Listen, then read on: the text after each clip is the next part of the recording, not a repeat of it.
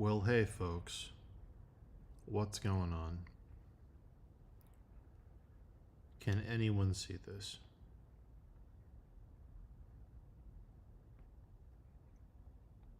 Let's see. Let's just see if this works.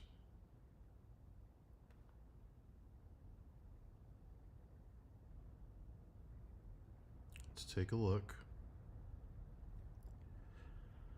See how we're doing.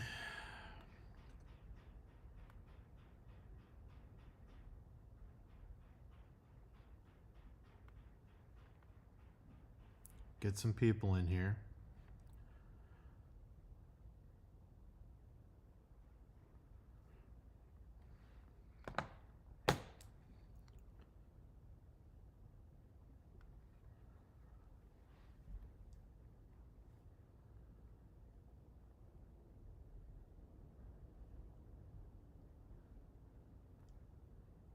All right.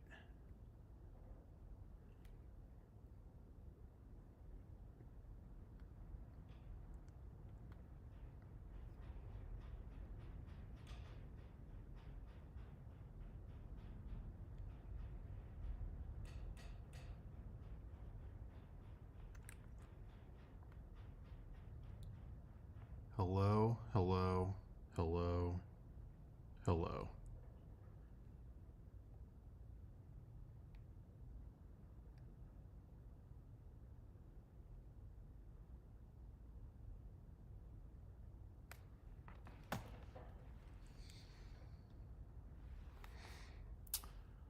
Let me go find that video that I want. No.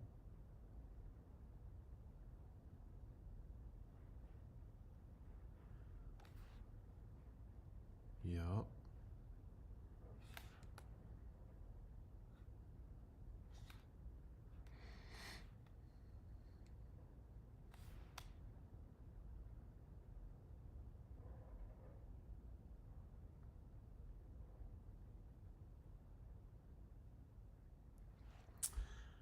Hello, folks. Welcome to me figuring out streaming on YouTube. Let's take a look. Oh, oh, yep, yep.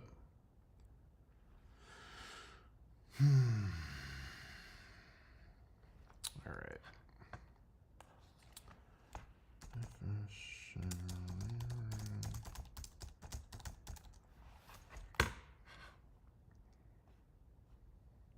Yeah. Yeah, let's listen to that. Oh, I don't want to hear ads from Tom Brady. I don't want to hear that.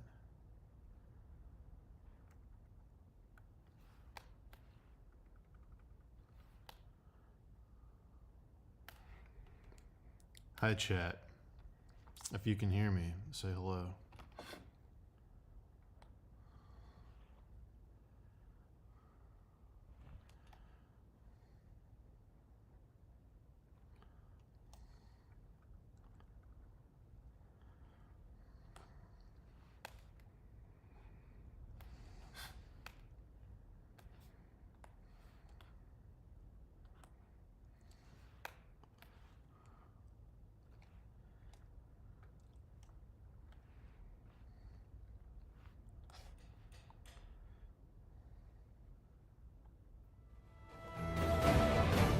Hello, check, check.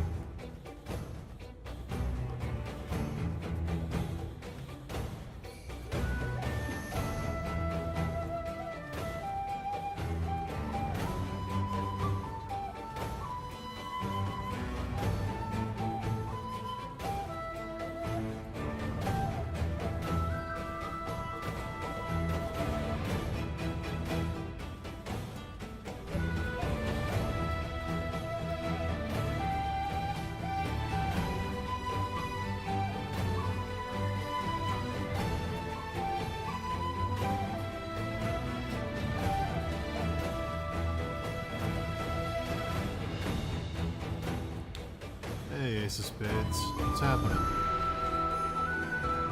Trying this out again with the YouTube streaming. See how it goes.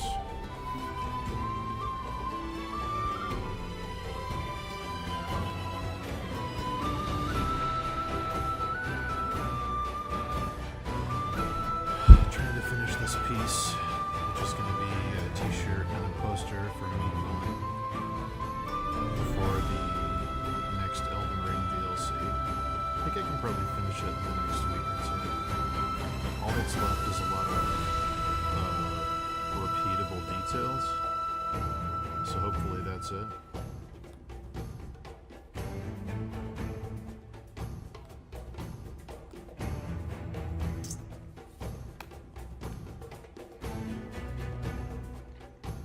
Let me know if you can hear me.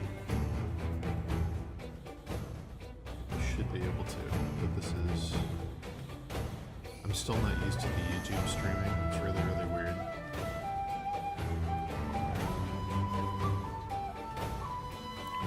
Thanks, man. You can barely hear me with the music. Okay, let me turn it down. I'm enjoying that Final Fantasy VII soundtrack a little too much. A little too much.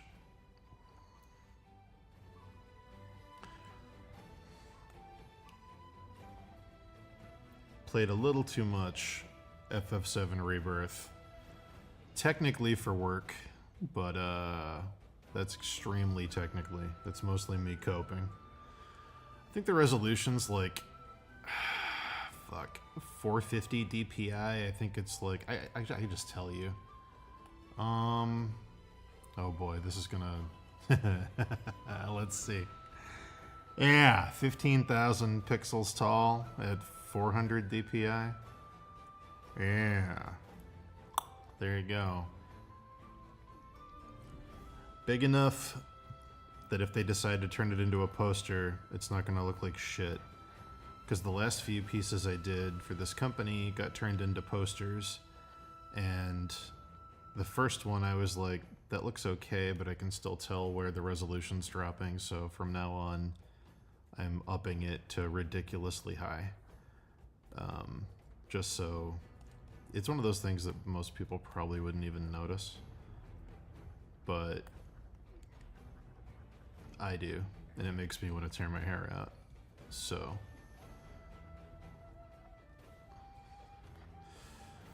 I'll zoom out. This is the piece. And then if you want to see how detailed it gets, where's the point of the highest detail? Probably the scales. So if I go in here, I keep going in, and then we get into like all the fun little like scum and scratches on the scales.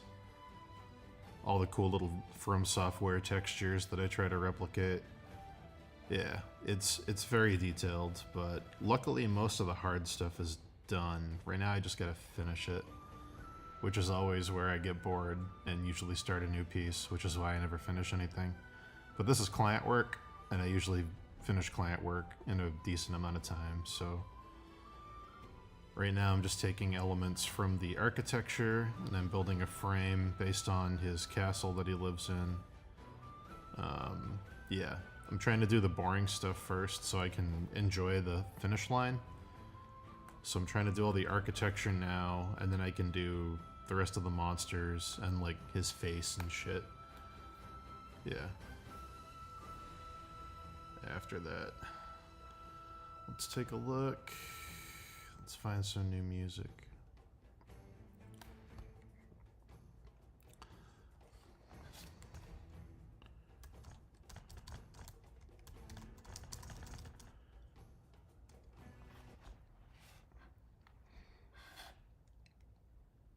Oh my god, the best top 10 best JRPG overworld themes.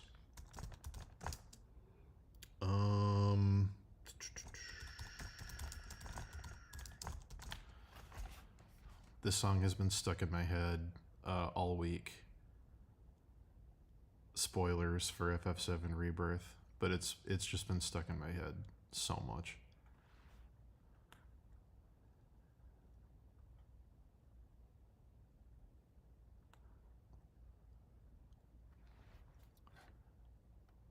Please, please, please play.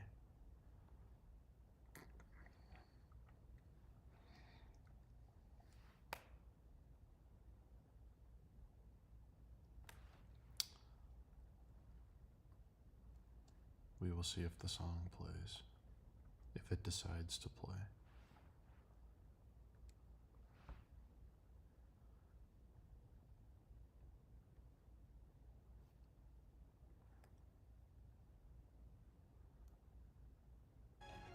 Oh boy.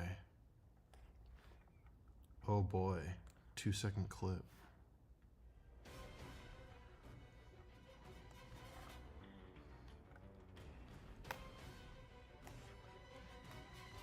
Song has been stuck in my head so much. All right.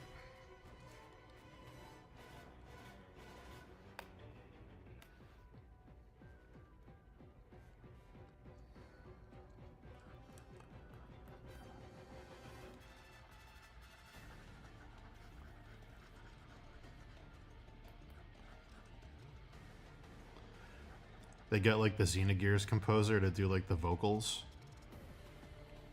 Oh god, it's so good.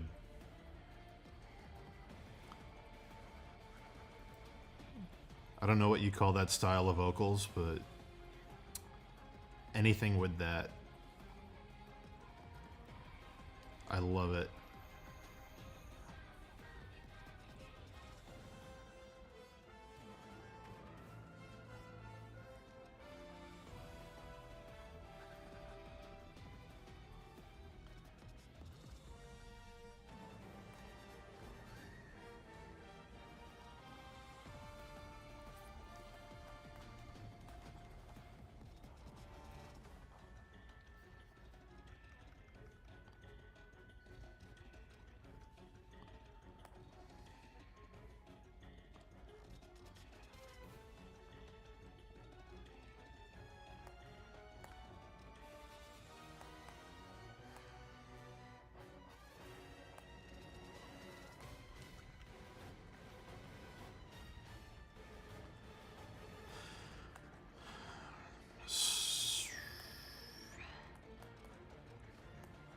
Right now I'm doing a thing that I call scumming it up. That's where I bullshit some implied textures on areas that aren't super high resolution, so they look like they're detailed, but they're not particularly detailed. So some bricks, some ruined plaster. I've got some reference images of the environment up on my side to get some general idea for how it looks. But you can kind of see it over here by the windows. Just enough detail that when you zoom out it looks like it's rendered. But just adding some scum so nothing looks too clean.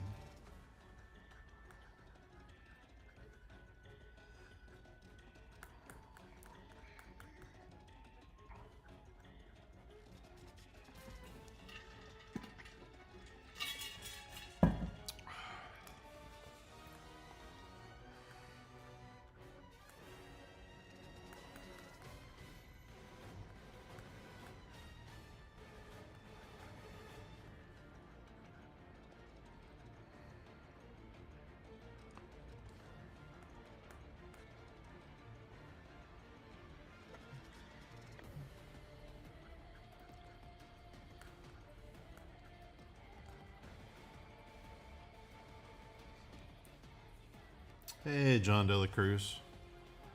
Thanks. I'm still not quite used to using the YouTube interface with OBS. I don't know why I'm so bad at learning technical stuff. I've tried a couple times, and I still don't... It feels like too many steps. I miss back when, like, you could just go on live stream and just click go live, and, like, that's all it took. You didn't have to use, like, a third-party program or anything, but I'm slowly getting the hang of it, so hopefully it'll be more regular, but we'll see. It's weird that you have to, like, create a broadcast and schedule a broadcast and sync your stream key and then go live on OBS and then sync it up and go live on YouTube.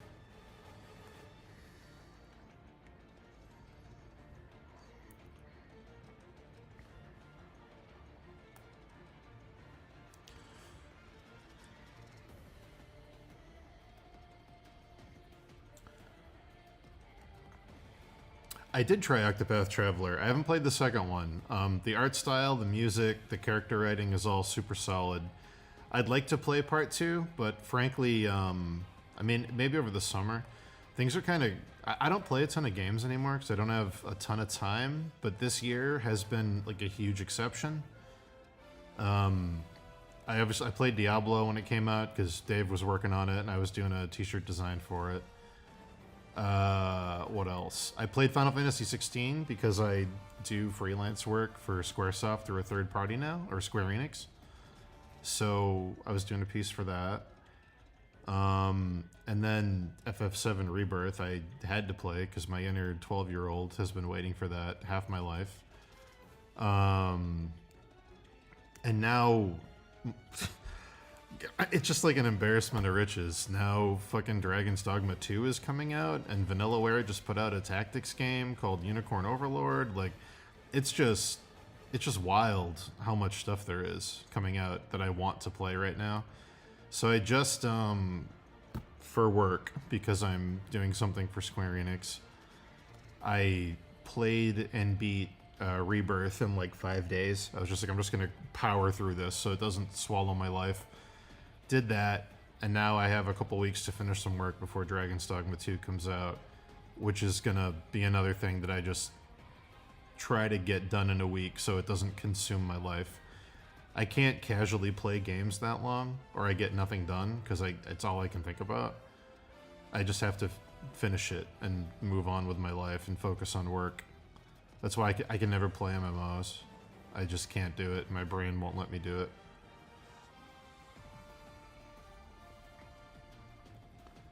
Message retracted. Bold of me to stream at the same time as The Bachelor. That's true. But when you think about it, a single guy doing Elden Ring fan art in his upstairs room is kind of the ultimate bachelor. So I think I'm in pretty good company.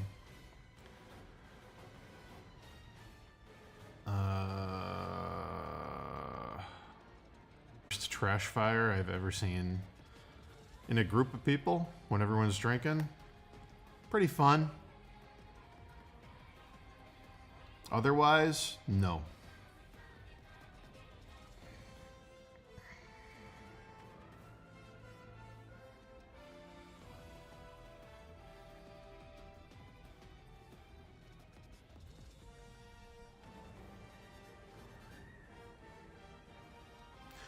Yeah, Ace of Spades. Unicorn Overload is the new Vanillaware game. Everything they do is beautiful and usually pretty good.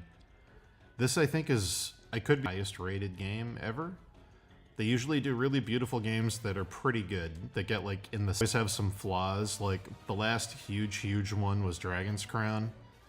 And even that one didn't review like incredibly well.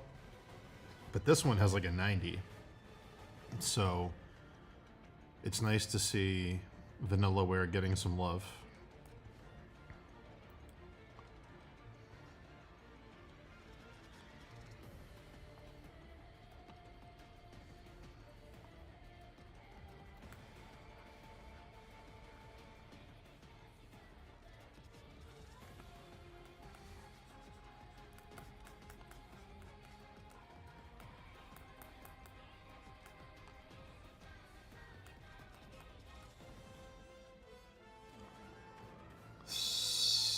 Scumming it up.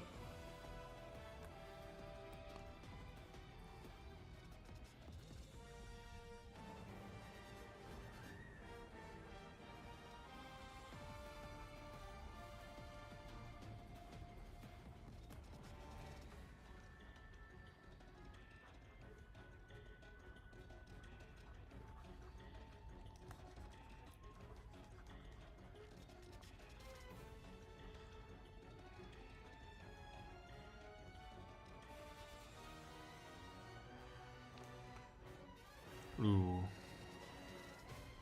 I know what I want to listen to. I know what I want to listen to. Assuming they didn't get taken down. Yeah, let's listen to that.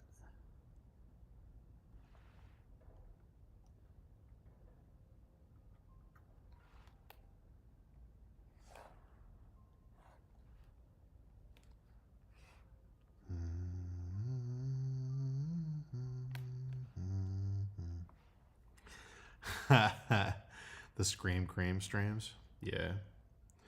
Yeah, Martin, things get weird. I stopped telling a lot of those stories because I don't know. I think people just stop believing them after a while. It just I don't know. Think things are happening right now that are worthy of a Scream Cream story, but it's too soon. They're awful things. Like in a year or two, I'll be able to talk about them with some distance and like process the humor that's available in the stories. But when you're too close to something, it's like I know there's funny stuff about it, but it's when you're too close to the fire, you just gotta get away from a bit because man, yeah, things are a little nuts right now. But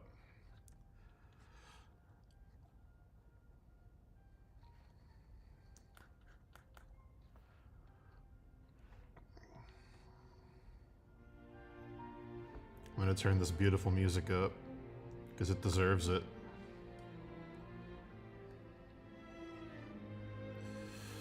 Yeah, things are personal things definitely happen.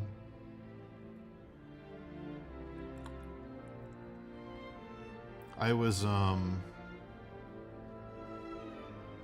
hospitalized back in May for some fairly serious mental and physical stuff that I haven't really talked about, but there's a lot of stories from that whole debacle that will be funny, including me getting 3 spinal taps in 2 days because they missed they missed the first 2 times, and they had to get my spinal fluid for a test. Very funny when you get the intern doing a spinal tap and they miss twice, and then you have to politely ask for a professional. You don't want to make them feel bad because they're interning. You have to be like, dude, I'm sorry. Can like a doctor come in and at least hold your hand while you put the fucking 3-inch needle in my fucking spine? Please. Like, you don't have to leave. I'm not telling you to leave, but can we get someone to come supervise? For the love of God. Yeah. Very, very fun. Those will be good stories.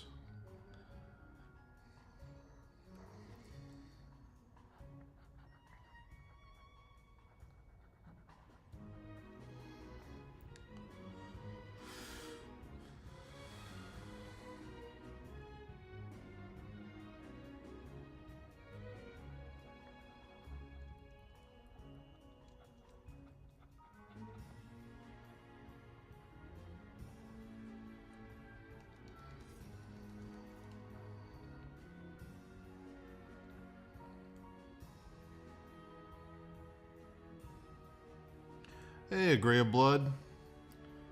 Good to see you. Hopefully it will happen more often if I can figure out how to use this YouTube streaming thing regularly.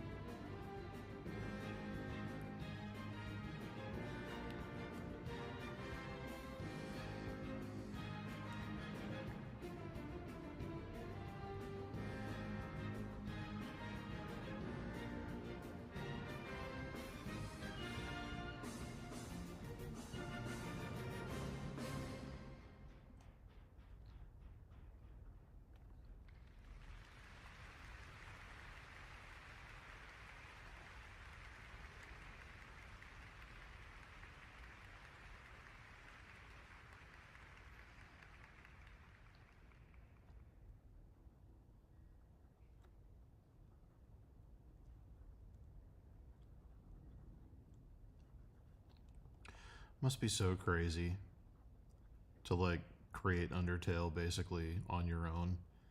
Or write all this crazy, like you grow up inspired by like the Chrono Trigger OSTs and stuff, and like you write all this music for this game you make and you put all this passion into, and then it blows up and the soundtrack is so popular that you get to go to Japan 5 years later and listen to like the Japan Philharmonic like do your music that you wrote in your bedroom making your Kickstarter game.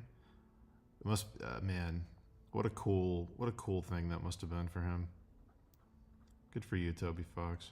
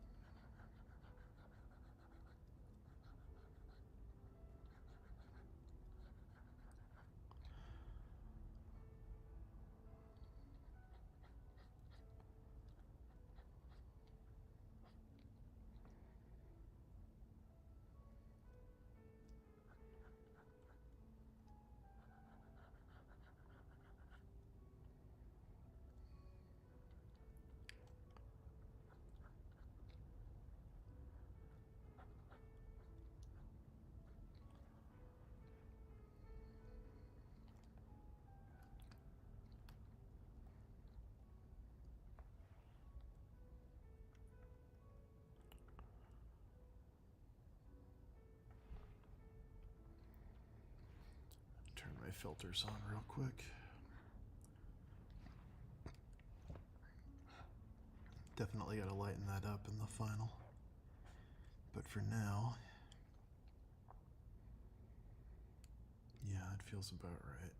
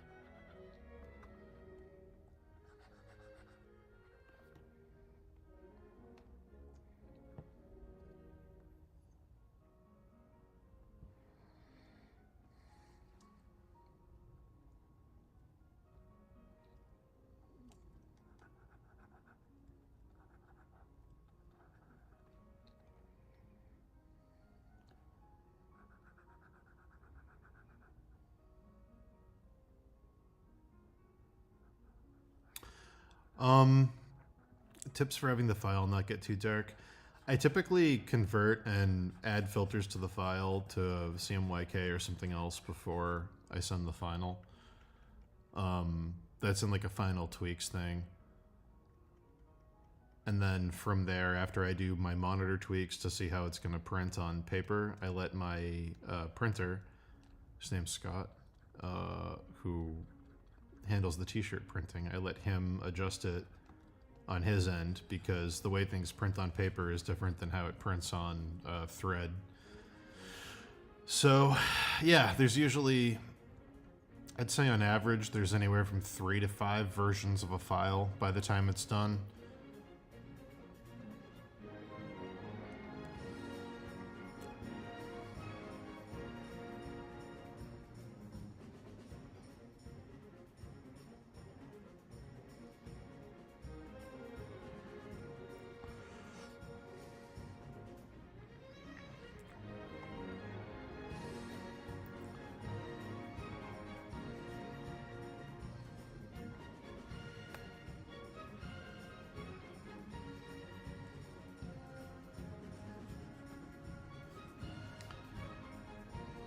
the easiest thing you can do, even though it's, you know, a pain in the ass, just get a test print and see how it looks.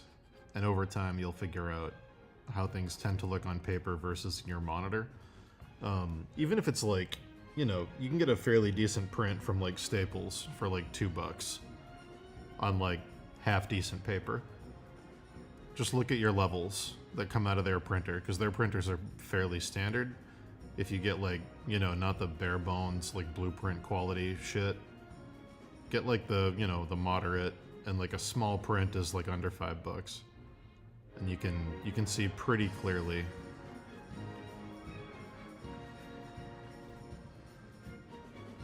And then yeah,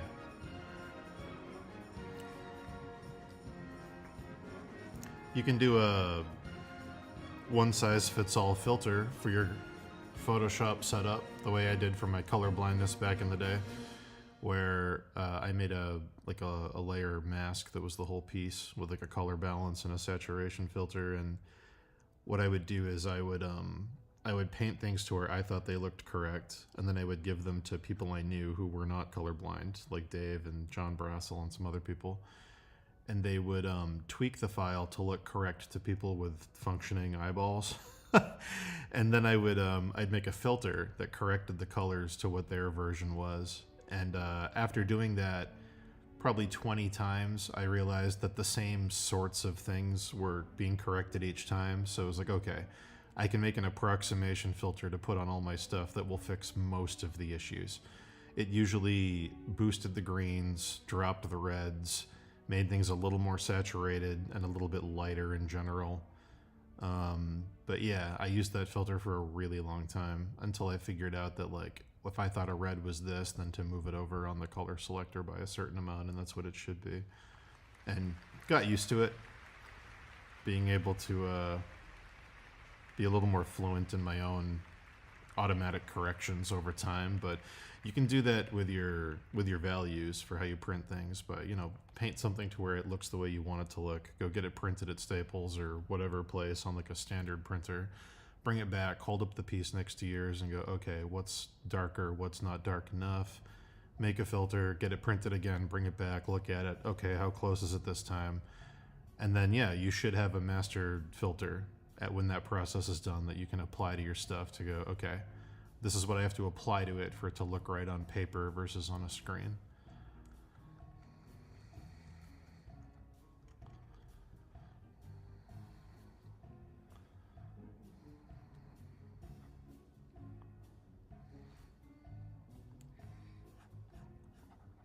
But, like I said earlier, if you're doing work for clients that print things, 9 times out of 10, they're going to do those adjustments on their end anyway before it goes to print.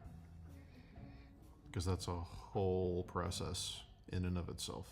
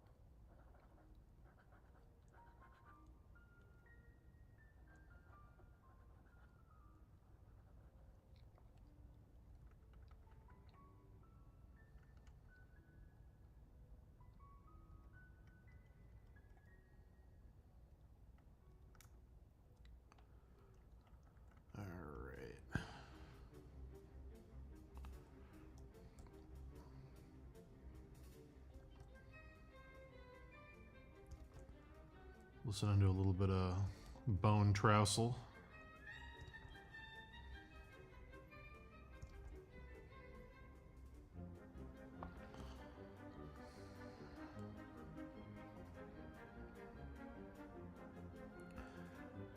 I did play Folklore on the PS3. I think that was is that an Atlas import? But yeah, I played Folklore. Folklore was cool. Had a cool art style.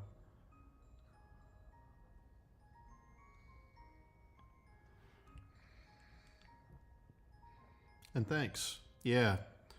Finally got the studio up here pretty much done. Ready. Installed my stained glass I found at the antique shop. Put some lights behind it so I can turn it on at night and feel like a vampire. Because if you're not going to sleep, you might as well feel like a vampire.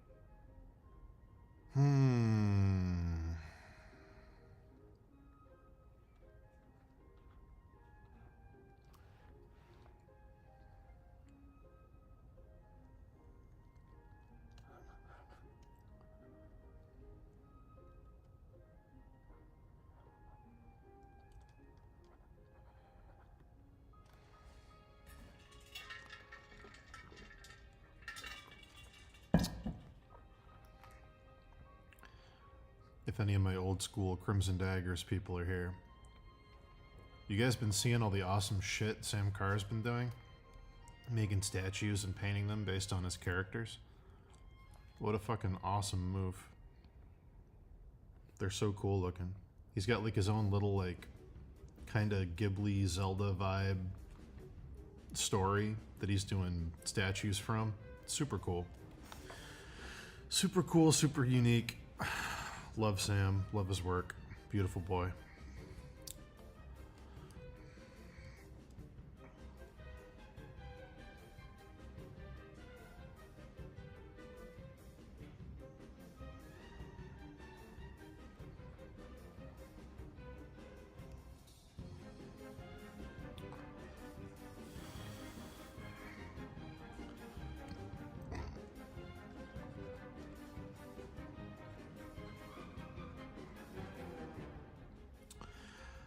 I'm not sure what Sam's going to do with it. I think right now, having known Sam as long as I have, and having worked on him with a couple things in the past, I think Sam's just happy to be in a place where he's enjoying creating his own thing. So what I'm trying to say is, any kind of feature creep where you put the pressure of this is going to be a bigger project and it has to be right now might kill the creative drive. So I wouldn't be surprised if he's just like, I'm just going to keep doing this fun thing I'm doing right now. And if it organically becomes something bigger in the future, maybe it will. But I would not be surprised if right now he's just like, this is awesome and fun and unique, and I just want it to keep being awesome and fun and unique. Because, yeah. It's nice to see him doing a personal thing that has such cool results.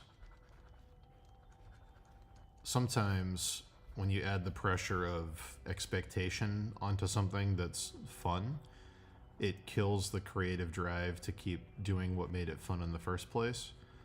After you've done it long enough that it feels like you can take that step without killing the spark that made you want to do it in the first place, I think it's possible.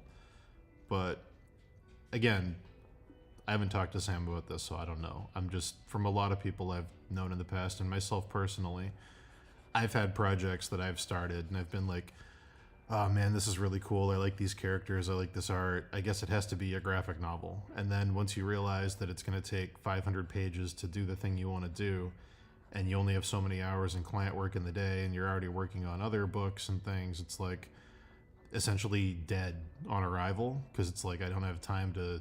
When it was just fun drawings I was doing, I had time to do it, but now that I know it's going to take 500 pages to finish it, I don't have that time. And it's a weird way to take something that you like and kill it, but I'm just happy to see him creating his own stuff, because I love Sam, and I love Sam's work.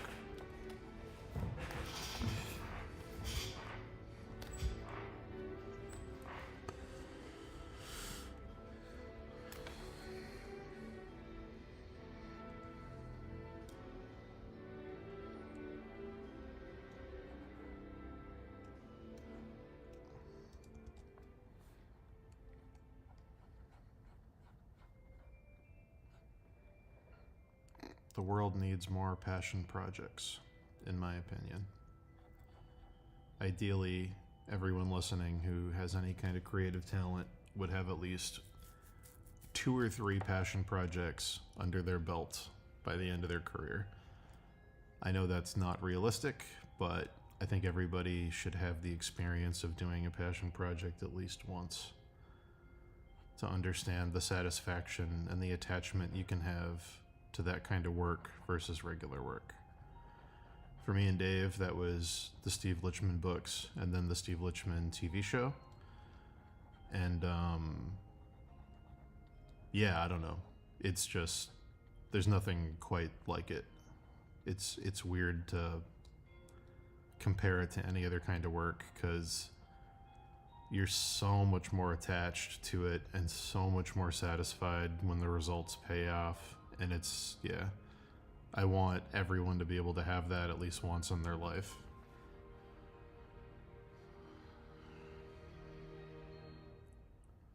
You know, obviously we're listening to the soundtrack right now of Undertale. Probably the most famous example of a passion project paying off in the video game world.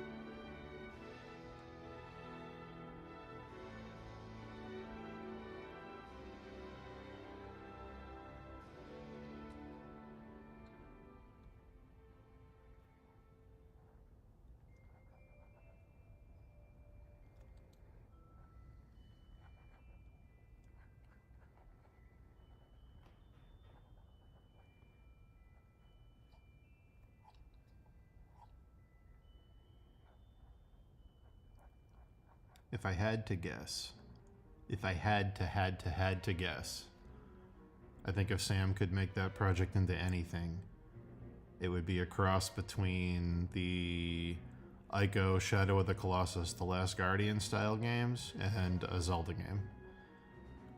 If I had to guess, I think he would want to do something like that. But then you need programmers, and you need fucking fundraising, and you need, like, even a mediocre game takes like 5 years to do. Like, it's, yeah, I don't know. But I could see that easily being something like that.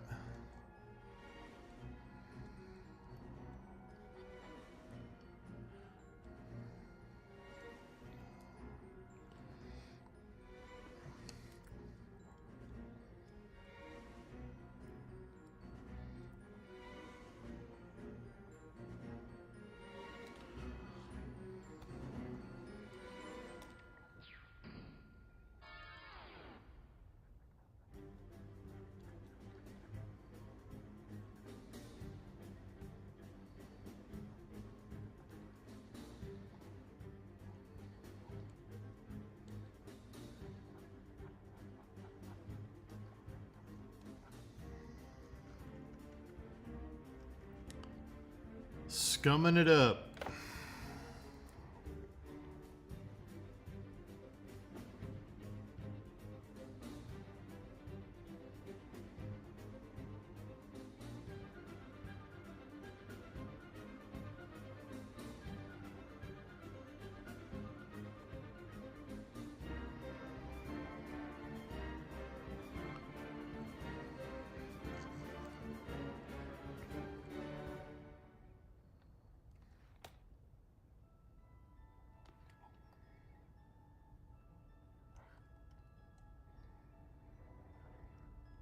The fucking orchestra version of Hopes and Dreams on this is so good.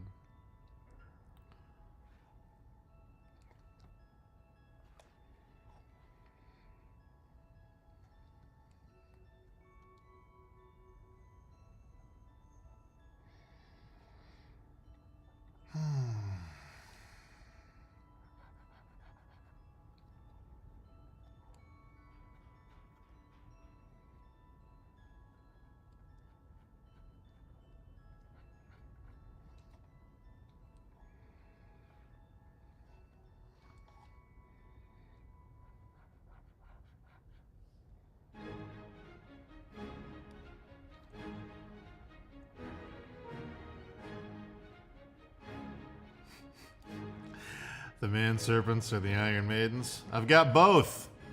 I've got the Candlestick guy. I've got the Squiggly Wiggly Woo. I've got this one. I gotta change this one because right now it's just a flip of the other side, but they're not symmetrical, so I gotta change it so the baby's the other way and shit. And I got this one. Trust me, I had to die like 60 times to get a screenshot of this thing open to see what the fuck was inside of it. Turns out it's a like weird hands that are made of fucking snake heads for the fingers. But yeah. Yeah. I got through that whole game without realizing that if the Iron Maiden grabs you in Raya Lucaria, it teleports you to Volcano Manor. I did not know that. So many people found Volcano Manor from that thing killing them. They were like, oh, that's how you get there. And I was like, it is? I thought you had to fight a giant space beetle in a crater and then drop down into the cut. Like, I had no fucking clue. That's From Software, though. Just so many cool things you're never gonna see if you only play their games one time.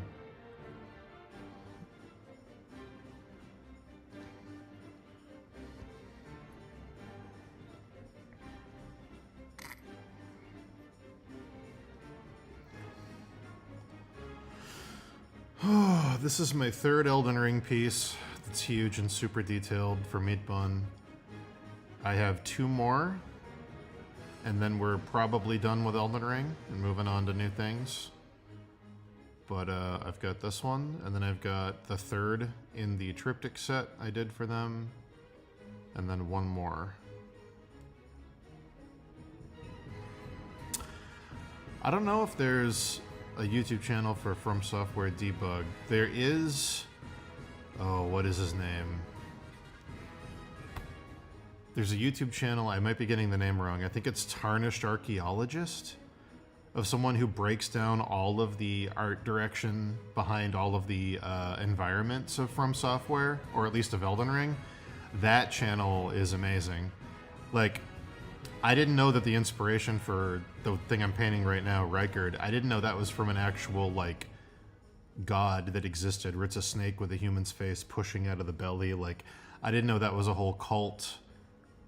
Goes through all that. He breaks down all the little background art that you would think is just filler and what it all means and where it all comes from. I think his name is Tarnished Architect. I might be wrong. Something like that. That's a super good YouTube channel if you need to do anything with From Software shit.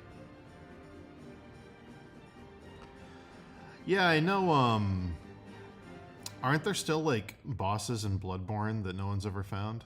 Because they debugged it and went through the code and found, like, tons of things that could theoretically appear in the Chalice dungeons because it's random, but no one's ever fought them yet because the chances are so low. I know there's, like, enemies and bosses in Bloodborne that have never been encountered. Wouldn't surprise me at all if a ton are in Elden Ring. A lot of them are probably going to get used or unlocked in the DLC.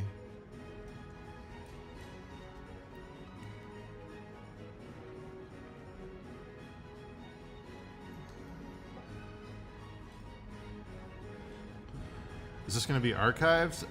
Does YouTube do that automatically? I have no clue.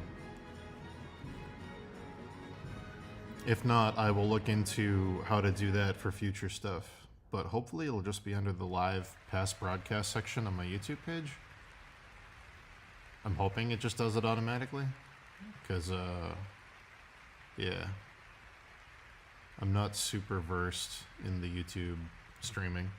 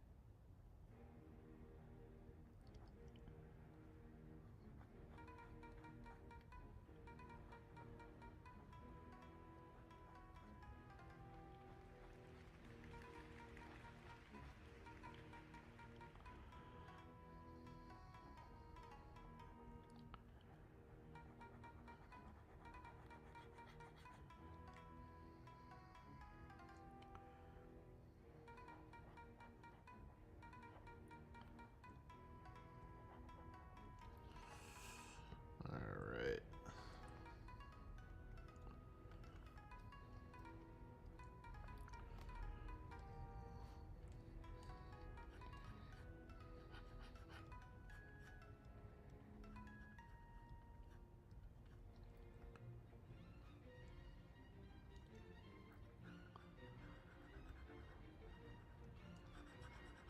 I don't remember this song from Undertale, but I think it's the Dogs. It sounds like the Dogs.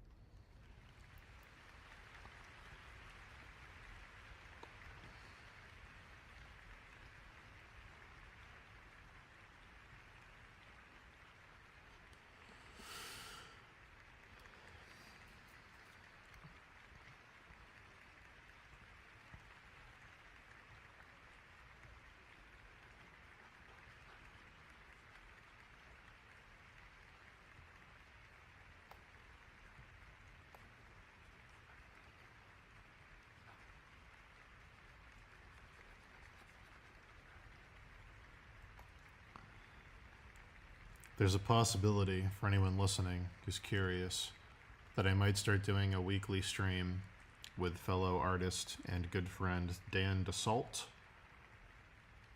where we just talk about stuff while one of us paints, because we've been having super long phone calls about things that we're both playing or watching and like what we like and what we would have done differently, and we were like, we should just do this live. We should just do this. This would just be better live. We just archive these conversations. Like we just played, or I just played, and he's currently playing FF7 Rebirth, and we've had these like super long conversations about it. I'm like, we should just broadcast this. This is be much funnier to include an audience for this.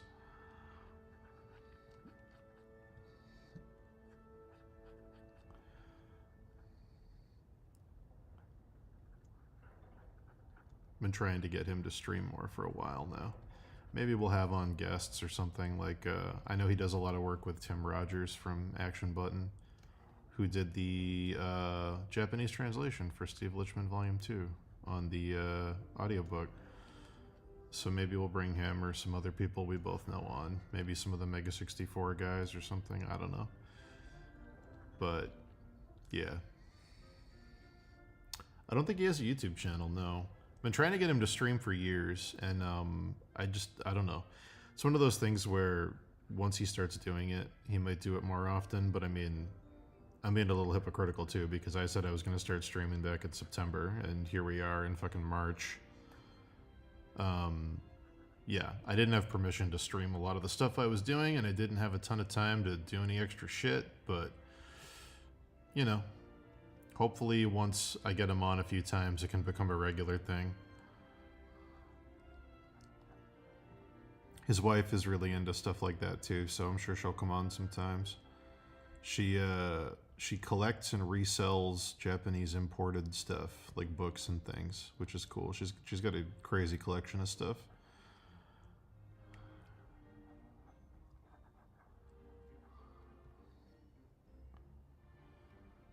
But yeah, it'd be nice to bring on, I don't know, who were the regulars back when I used to stream every day?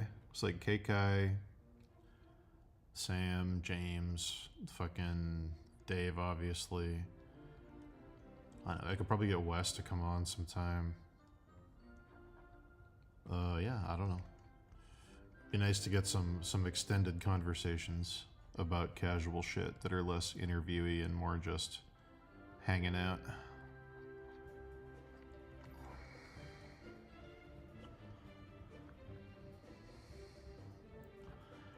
I'm tempted, I don't know. I'm tempted to stream Dragon's Dogma just because, man, the art direction in those games is probably my favorite in almost anything. Capcom does such a cool job of translating Dungeons and Dragons. I don't know what it is about their art team in Western Fantasy, but they just fucking crush it.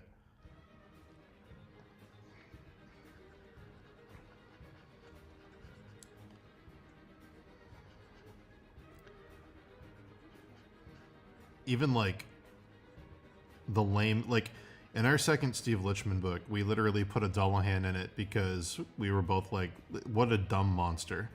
It just holds its head and its head screams at you. Like, what a stupid, like, this is such a lame monster, we have to make fun of it. Here comes the Dragon's Dogma 2 fucking trailer. And there's the coolest Dullahan you've ever seen, and it's using its head, and its head's like a fucking screaming fireball, and it's holding it like a shield, and it's like, here's the coolest version of this fucking lame idea you've ever seen. Like, I don't know. I love what they're able to do with things that are familiar and just like reinventing them. They're so good at it. That whole game is going to feel like a series of gifts. Every time I see a new monster that's based on an old monster, it's going to feel like getting a present that was made specifically for me. I don't know how else to describe that. It's like my favorite thing in the world is seeing something lame turned into something cool while still being recognizable as the former thing it was. Like that, I don't know what to call that. I love that so much, and that whole game is going to be that.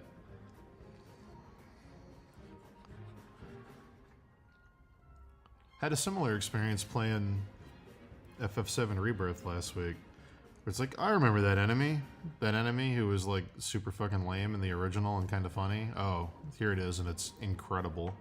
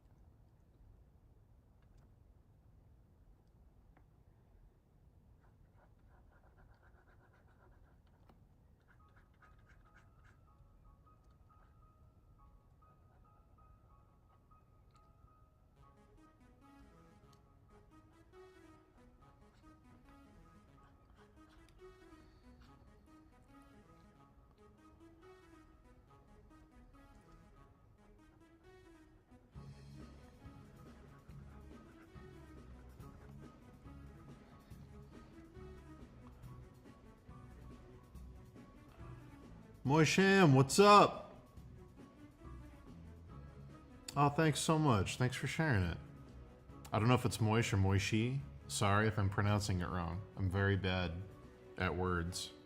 But thank you so much. That means a lot.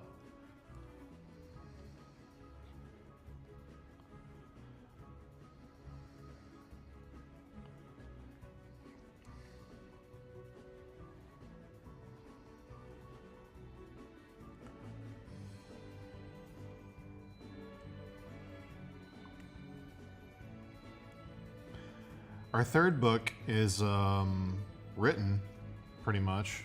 It's like final stages. We're very, very happy with it. Boy, let me tell you, writing a book is a lot easier after writing a TV show. Holy shit. Did me and Dave learn a ton about writing. And our own, like,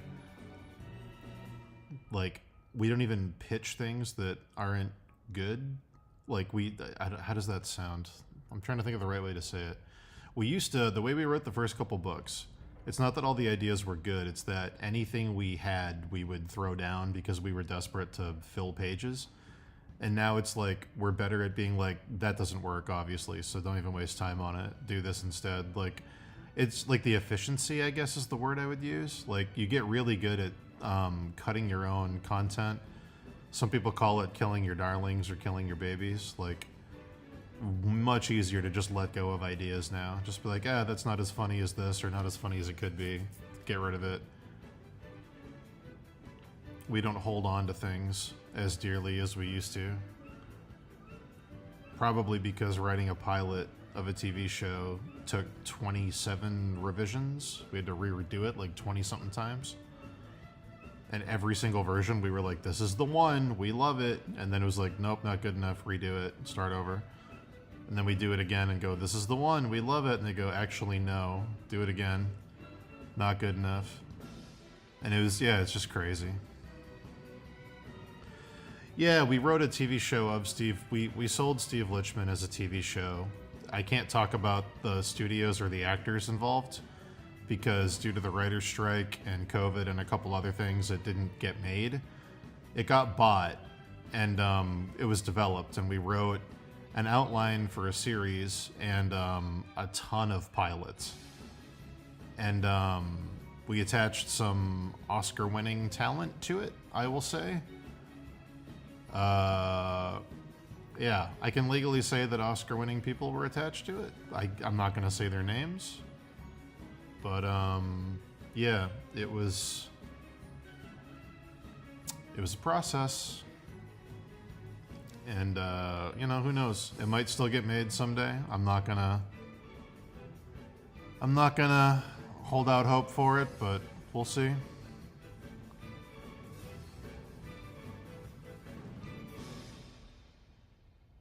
There's the problem. I switched to the pencil tool unexpectedly. But, yeah, so we worked on that for a few years, off and on, and got actors attached to it, and sold it to like major studios, and had meetings with like very famous people, and we thought it was going to happen, and then the writer's strike and some other things occurred that made it so it didn't, and yeah, I don't know. We'll see if anything happens in the future, but I'm not holding out hope.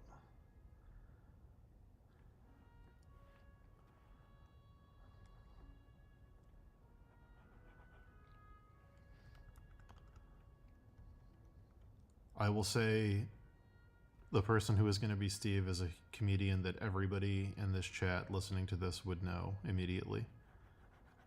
AAA talent, household name.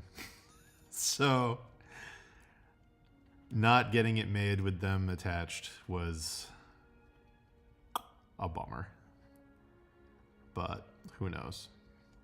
Who knows what the future holds?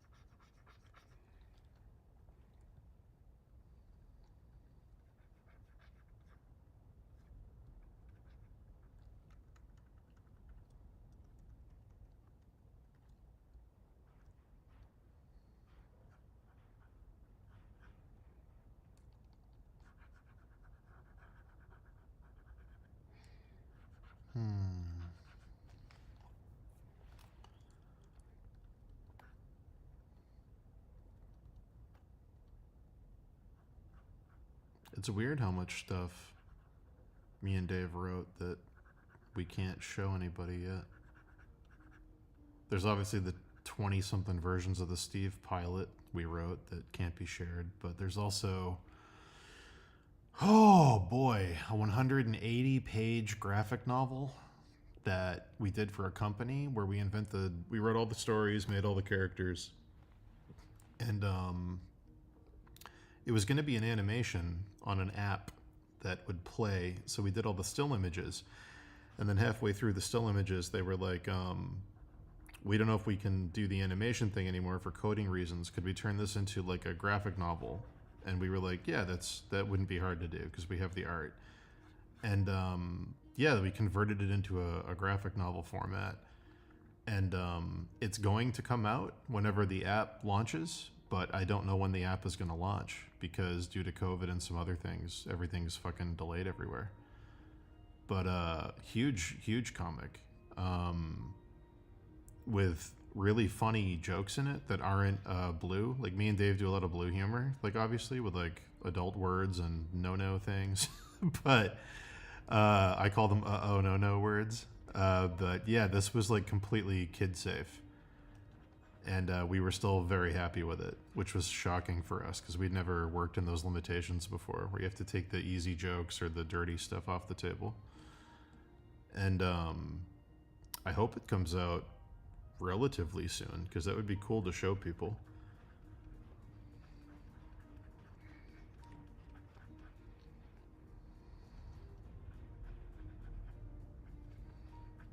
We basically had to create a mascot and a series of companion characters for a company that hired us. They were like, we want you to make a mascot based on this thing and tell a story that's like an epic adventure. And yeah, and then we just had to go through all their company stuff and figure out things we could do to make characters and jokes we could make based on the field they were in. And there's a lot of really good puns and double entendres and some really awesome artwork. Dave did some really funny stuff that I would love for people to be able to see. We do a lot of things we call like repurpose panels, where like, let's do this panel with a little more detail in case it becomes a t-shirt or something later, or this is funny enough that it could be a poster, so let's put a little more detail into it in case it wants to get reused as something. There's a lot of those in that thing, so I hope it comes out so people can see like the little set piece moments.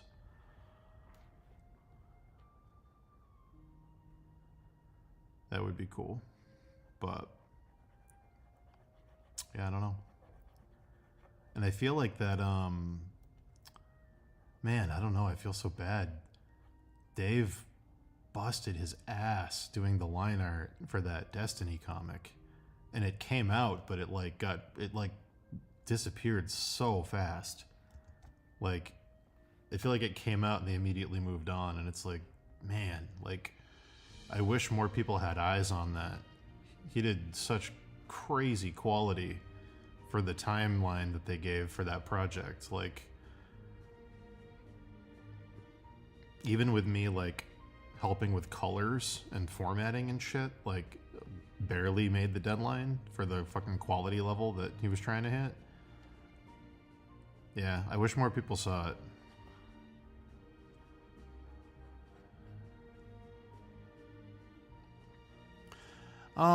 I mean, I'm always busy. I'm not as busy as Dave. I don't think anyone I know in the industry is as busy as Dave.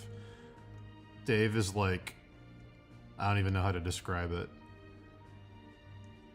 If you've read Berserk, Dave is Griffith. He sacrificed everything for his dream. He achieved his dream.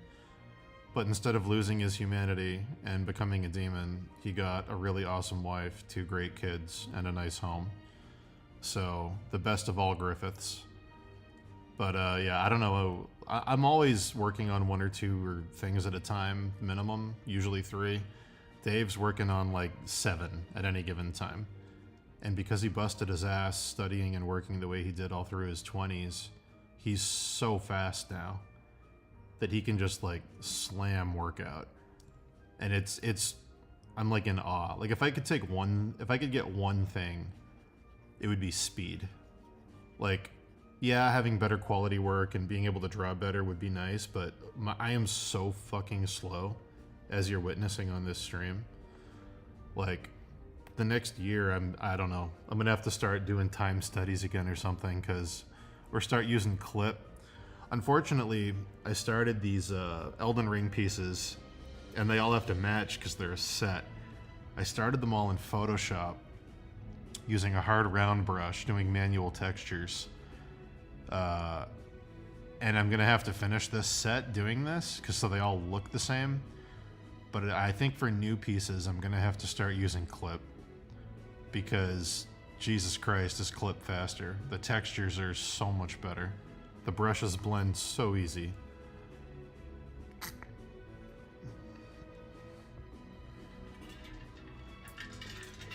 But yeah, we're both always working. Dave's always working. I'm working a lot, but a lot of it's not always art related. I took some time off, obviously, to help my family with some shit. But yeah, now I'm free again, and I can get back to full-timing the art, which is good. I've been full-timing the art for just under a year now. A little less than that, maybe like 8 months.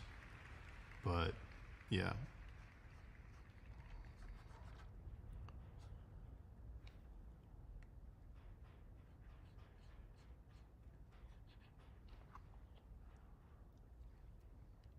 On a whim, is there anybody listening from the UK or Scotland? Anybody at all? Please let me know. I want to know what rent looks like over there for like a studio apartment.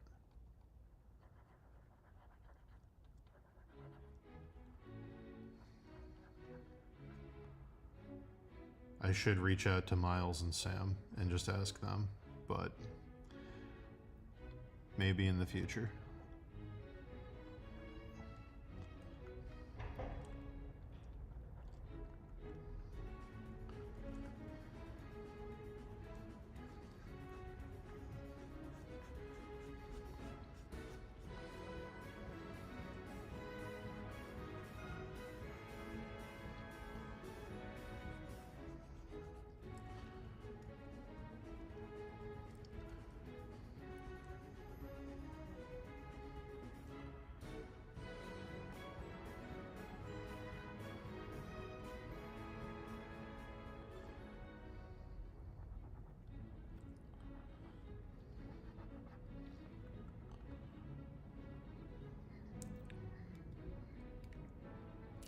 Thanks, Musham. This piece is taking its sweet time, but I'm happy with it.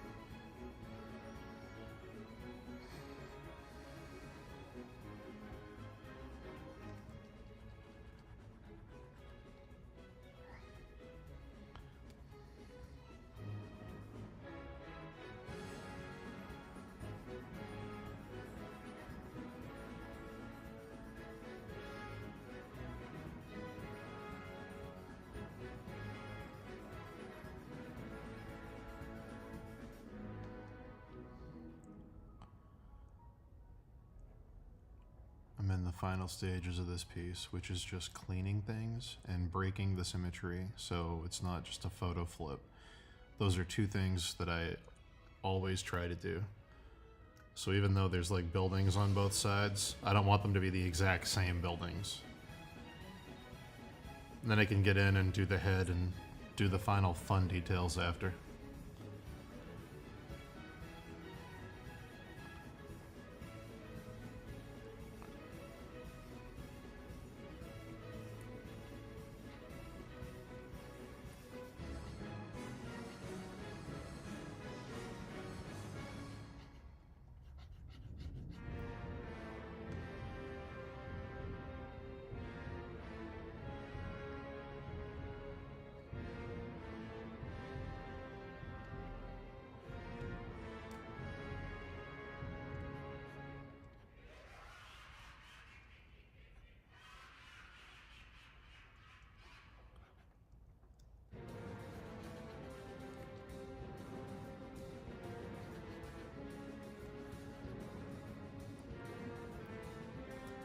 my god, guys, the best song's coming.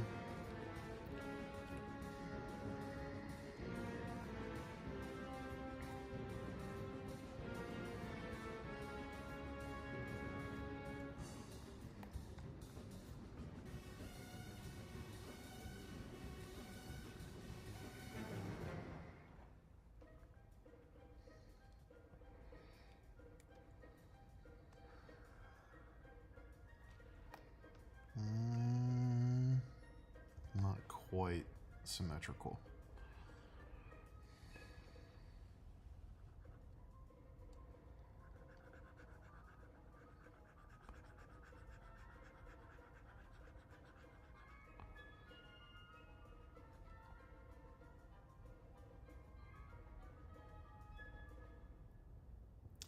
Oh my god, dude. Yeah, it is for the family. Absolutely. Or in the words of record, family. I am so excited for Dragon's Dogma 2. Oh boy. Oh boy, am I excited. If ever there was a game that I felt like was being made just for me,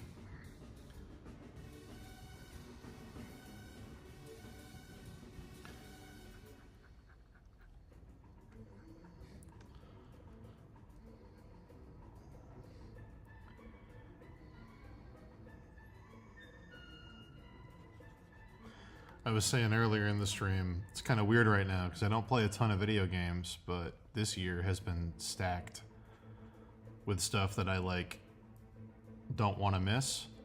Very weird.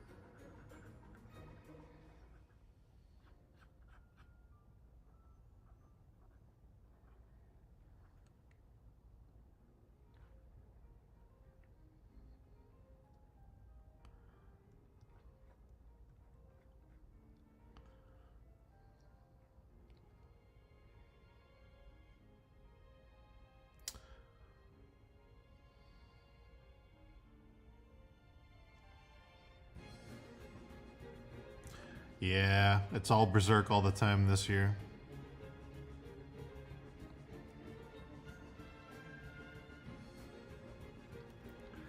I mean, really. It should have been all Berserk all the time forever, but I don't know. Pretty fucking wild to lose Miura and Toriyama essentially back to back.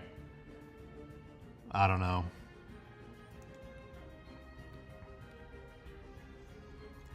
Not a great feeling.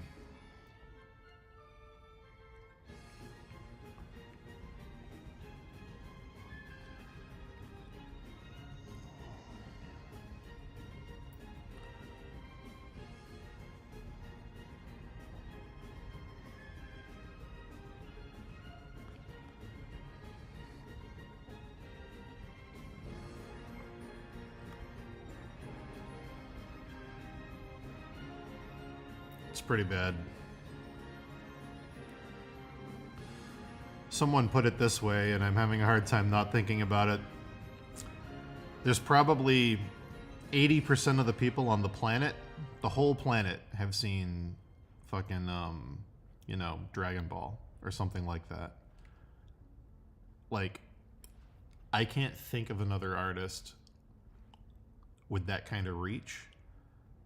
Like, I don't know if there's anyone who's been viewed more. I don't know if there's any single creator who's been viewed more than Toriyama has. There might be, but like, it's crazy. It's insane to lose somebody like that. Like, I don't know, just an absolute living legend of a person passing away way too young. But yeah.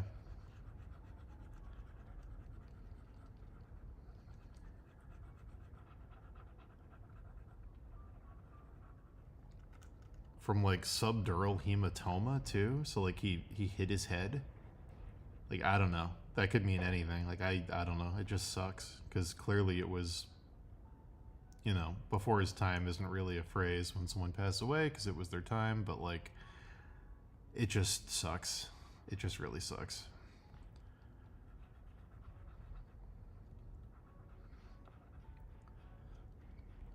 Especially because they had such a cool milestone coming up with that Chrono Trigger remake that everyone's been, you know, open secret whispering about ever since Dragon Quest XI. It's like, I don't know, would have been really cool for him to see that happen and be the worldwide phenomenon it's going to be. But yeah, I don't know. It just sucks. Really, really sucks.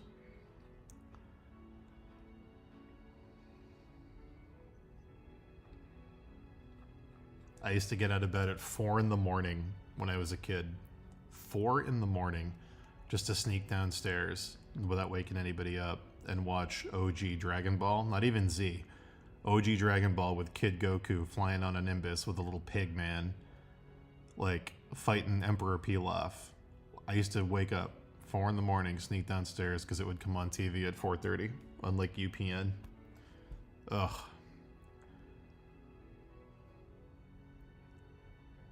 I was like 6 or 7. And like, yeah, I don't know, it's just weird. It's weird to have been a fan for somebody basically your entire life who has, you know, he achieved more than practically anyone even could in a single lifetime in terms of reach, recognition, and appreciation. It's just crazy to have that go away.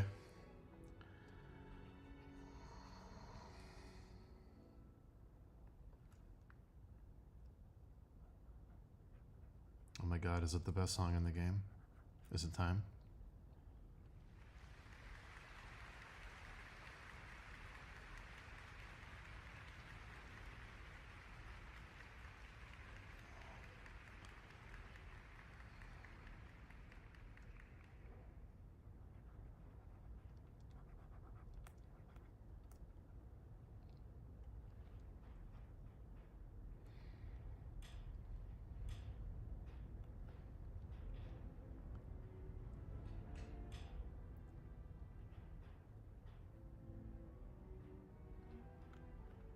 It's not time, but it's close to time.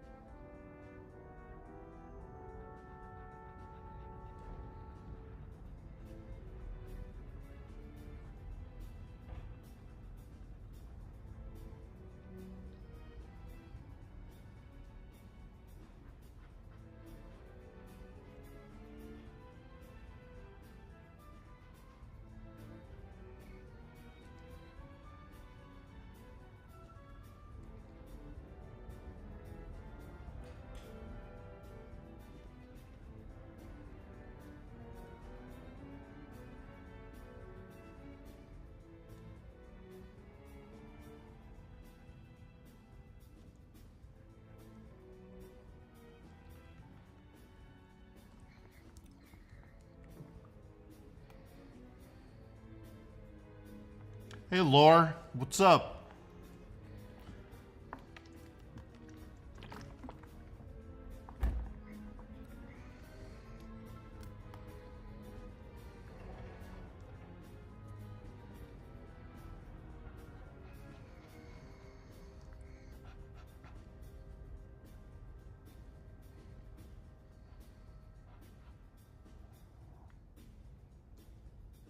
What the fuck, man?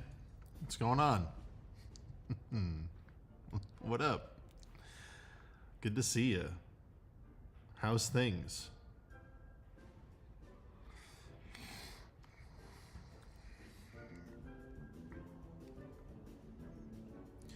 Yeah, I'm trying. I'm trying, Lore. We'll see if I can keep up with it.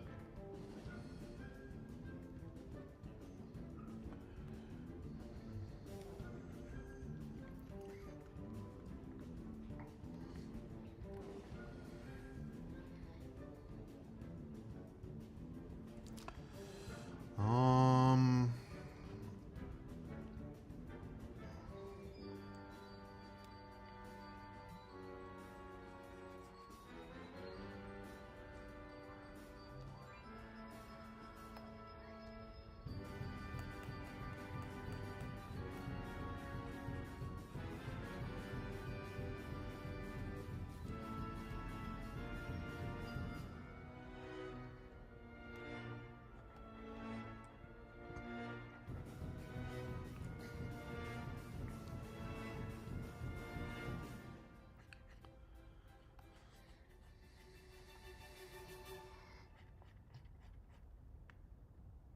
Oh my god, is it the best song in the game?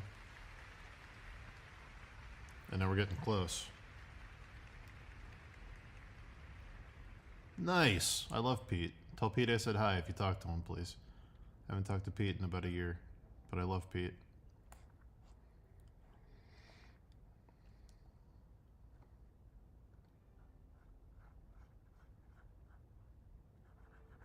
It's not the best song in the game.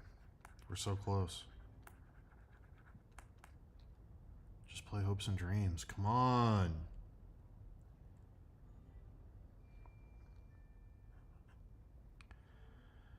Pete's a wonderful man with a great eye for design. You're going to learn a ton.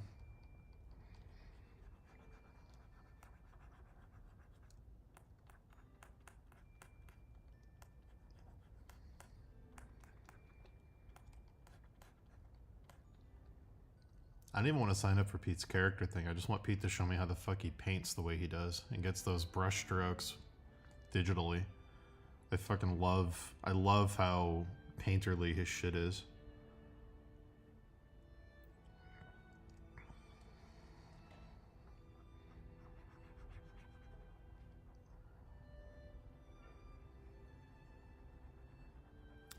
I think it is an online class. I saw Pete advertising it on Instagram not too long ago. I don't know if there's any spots left for this round. He'll probably do it again, though.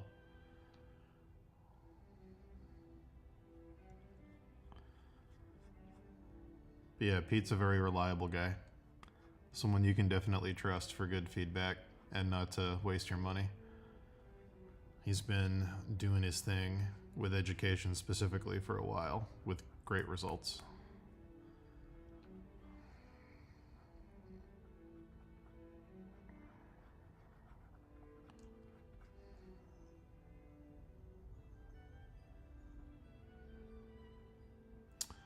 Oh, that's cool. I gotta get on the Discord thing, man.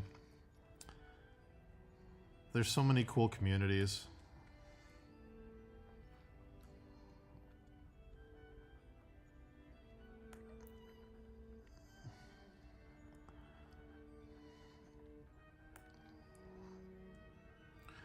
It's weird. I spent the last handful of years being like, I gotta get more offline and learn to do real life shit. And then I did that. And after a couple of years of doing that, I'm like, I gotta get back online, dude. I fucking hate I fucking hate this. Yeah, I don't know. It's weird to run away from your old self and try to reinvent only to realize that you were probably happier where you started. It's very, very strange to have that sensation, but I'm definitely going through that right now. Like, yeah, 14-hour a day live streams for years was a lot, but I kind of wish I never stopped in a weird way. I would have liked to see the alternative version of myself that happened if I had just kept doing that, but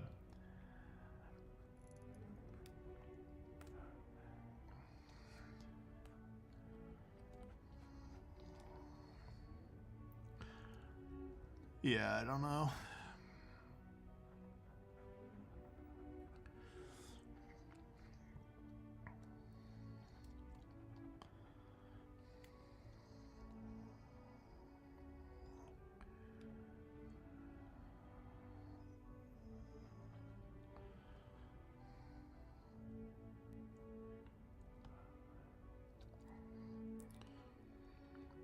I used to do 14-hour streams every day on livestream.com long time ago, but yeah, back before streaming was a thing, really. I guess me and Dave were proto streamers. I don't know what you'd call it. Bobby Chu was the first to really do it in our community. Him and James Gurney. Bobby did it more than James Gurney, but James Gurney dabbled, then Bobby did it. Then Dave emulated Bobby and took it to a whole new level. And then when Dave got too busy, I was like, I'll do it. And then I took what Dave was doing and I just did open studio streams where I would leave my thing open all day. Every 4 hours, I'd have to reset it. And I would just work and bring people on and talk to them every day, all day. And yeah.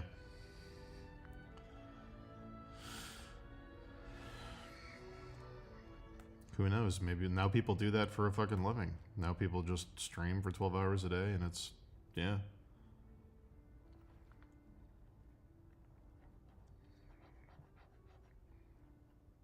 It's weird that that's a thing now.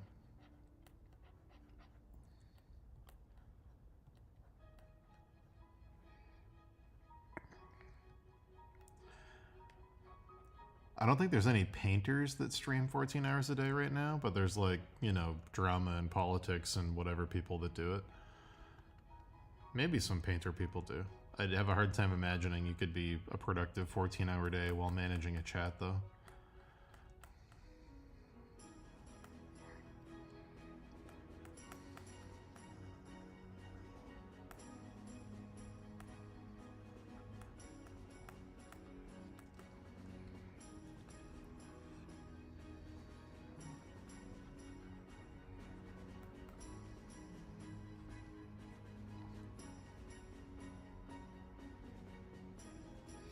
Yeah, there's a bunch of things you could do to monetize, for sure.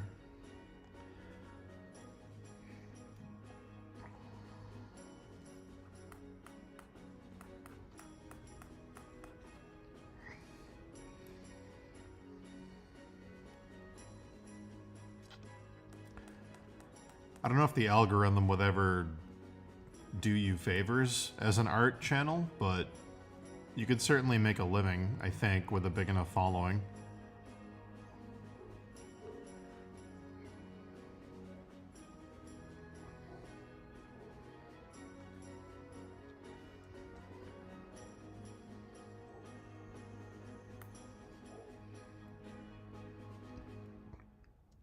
Oh my god, is it the best song in the game? It is! Finally. I'll probably go after this one, guys. Bump, bump, bump, bump, bump, bump.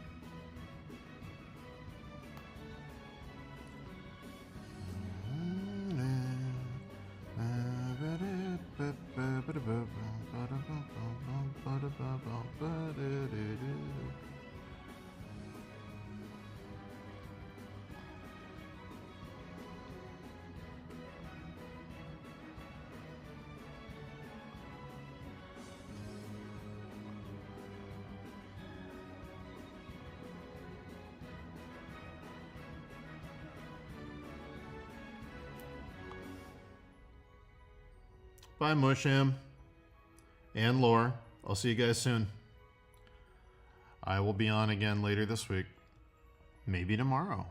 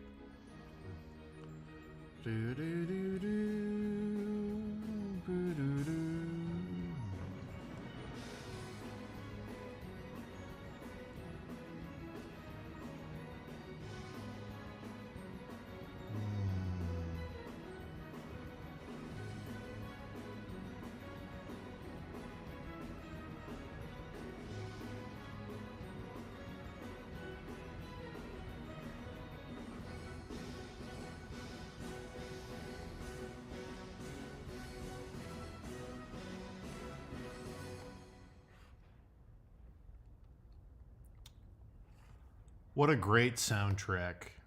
Am I right, chat? What a beautiful, lovely soundtrack.